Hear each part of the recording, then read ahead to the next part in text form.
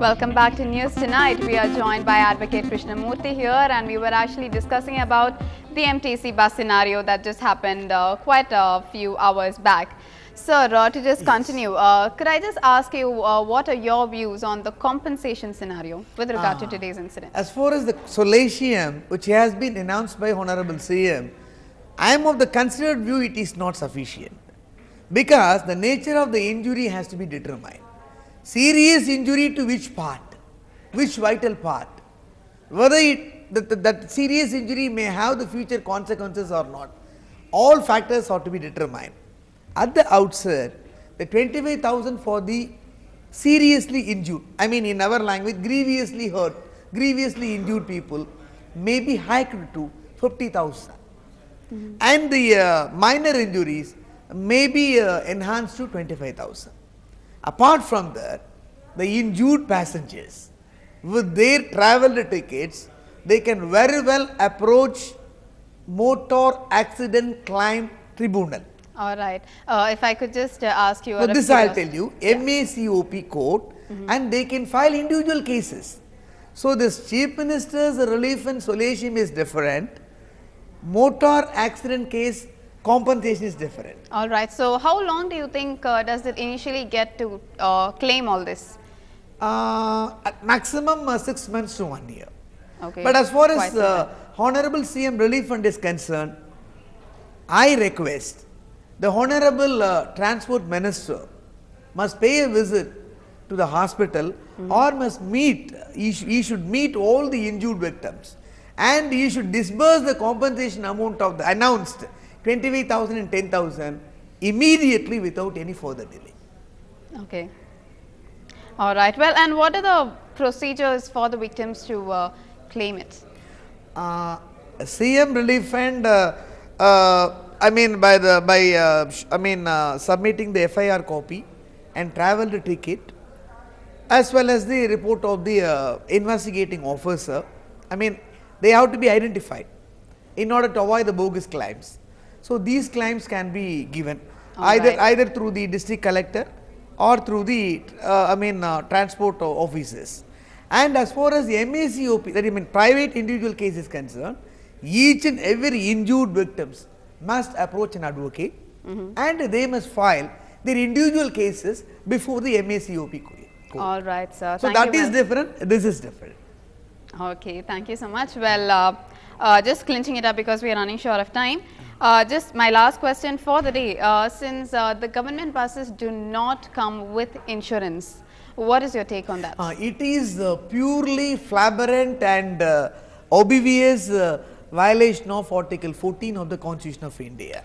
All the government buses must come under a purview of insurance, and each and every bus, they should not, because Article 21, right to life and liberty, is the fundamental right guaranteed.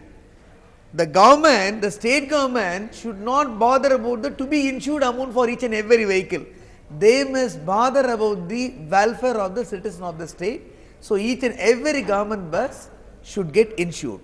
And further, as far as the present accident is concerned, the branch manager of the particular depot, the person, the motor vehicle inspector, one who issued, gave the FC certificate, and other related official must be dealt severely with disciplinary proceedings.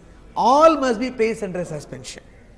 And in future, from tomorrow onwards, all the MTC buses must be fairly and honestly should be maintained very properly without any further delay.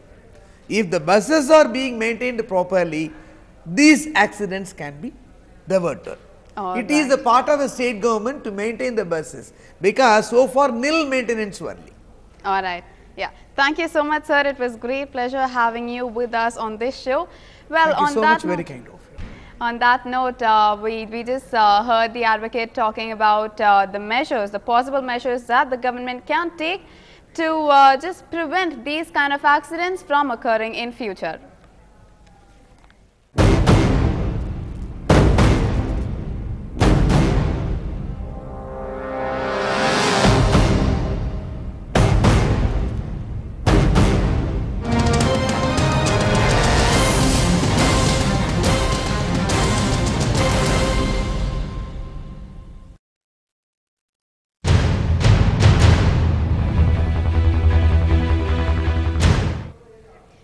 In borderline news, Pakistan's senior interior advisor Rahman Malik has hit out at Home Minister P. Chidambaram for saying that there was Pakistani state support or state actor support for the 26/11 attacks.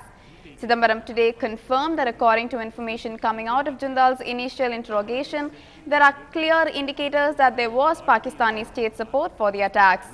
Answering media questions just a few days after Jindal was apprehended in the capital through a complicated process between Saudi, Indian and American authorities, the Home Minister described it as a one-year hunt for Jindal.